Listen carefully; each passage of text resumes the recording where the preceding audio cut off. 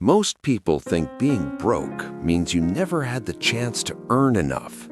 I believed that for most of my life, and I told that story so often that I stopped questioning it.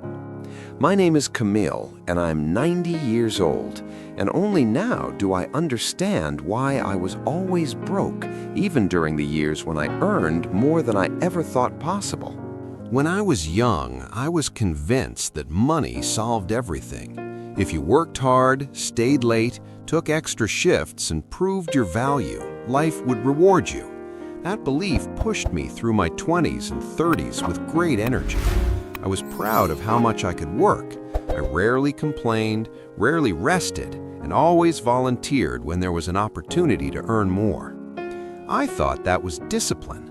But discipline at work is not the same as discipline with money, and I did not know that. The first time I earned what felt like a large salary, I felt powerful. I remember walking home that day, imagining how my life would change. I did not think about saving. I did not think about the future. I thought about what I could finally buy. I told myself I deserved comfort after years of struggle. I deserved better furniture, better clothes, better everything. That word deserved quietly shaped my entire financial life. Every raise I received became permission to increase my lifestyle. A slightly bigger house, a slightly better car, a few more expensive habits. Nothing looked extreme on its own, but together they created a life that consumed every bit of my income. The more I earned, the more I spent. My life expanded as fast as my salary did. And somehow, I still felt broke. I never had a month where I felt ahead. There was always a bill waiting, always an expense coming, always something that made me think I need just a little more. I believed the problem was that I still did not earn enough, so I worked more. I chased promotions, overtime, and opportunities, convinced that the next level of income would finally bring relief. It never did. I had friends who earned less than me, but seemed calmer. Their homes were simpler, their cars older, their lives quieter. I used to think they lacked ambition. I thought they had settled for less. Today, I realize they had something I never developed: restraint. They lived below their means. I lived exactly at mine, sometimes slightly above it. That small difference is where all the wealth lives. I never built the habit of saving first. I saved what was left, and there was almost never anything left. I would tell myself I would start next month, next year, after this expense, after this purchase. Discipline was always postponed to a more convenient time that never arrived. I also had a weakness I did not recognize as a weakness. I liked looking successful. I liked when people saw my progress. I liked the respect that came with visible signs of doing well. A nicer watch, better clothes, a newer car.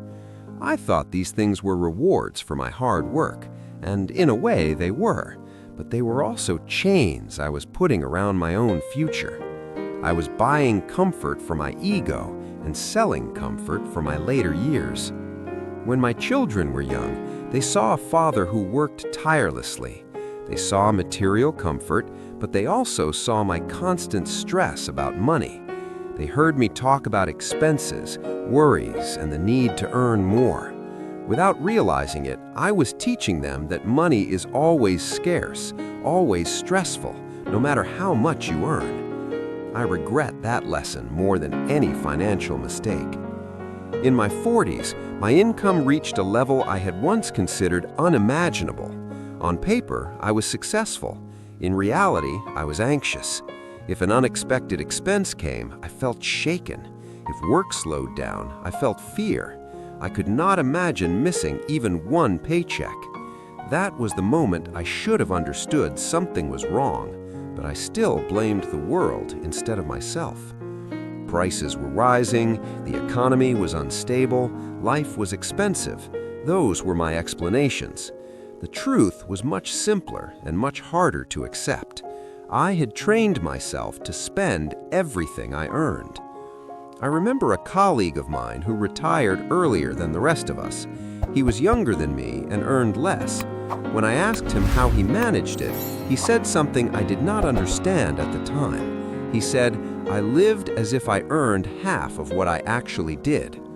I smiled politely, but inside I dismissed it. I thought there must be more to his story. There was not. He had a habit I never built. He said no to himself regularly. He did not upgrade his life every time his salary increased. He let the gap between his income and his spending grow wider every year. That gap became his freedom. I never allowed that gap to exist. By the time I reached my 60s, my body was tired, and my finances did not reflect the decades of hard work I had given him. I had earned far more than my father ever did, yet I did not have his peace. He lived simply and slept well. I lived comfortably and worried constantly. That contrast stayed with me. Slowly, very slowly, I began to see the pattern of my life. It was not one big mistake that kept me broke. It was thousands of small, comfortable decisions. Daily spending without thinking, frequent rewards for myself, upgrades that felt harmless, each one small, each one justified, but together they shaped my destiny. I was disciplined in earning, but careless in keeping, and keeping is where wealth is built. Now, at 90, I look around and realize that most of the things I spent my money on are gone. The cars are gone, the furniture is gone, the gadgets, the clothes, the decorations, all of them disappeared over time. What remains are the habits I had and the consequences they created. If I could speak to my younger self, I would not tell him to work harder. I would tell him to pause before spending. I would tell him that feeling like you deserve something is not a good reason to buy it. I would tell him that true wealth is quiet. It does not show itself in public. It shows itself in how peacefully you sleep at night. Looking rich is loud. Being secure is silent. I spent my life chasing the loud version, and maybe you were doing the same without realizing it. Maybe you think the solution is a bigger salary, a better opportunity, more income. Those things help, but only if your habits are ready for them. If your habits stay the same, more money will only make your lifestyle more expensive, not your future more secure. I learned this too late, but you do not have to. Money was never my problem. My mindset was.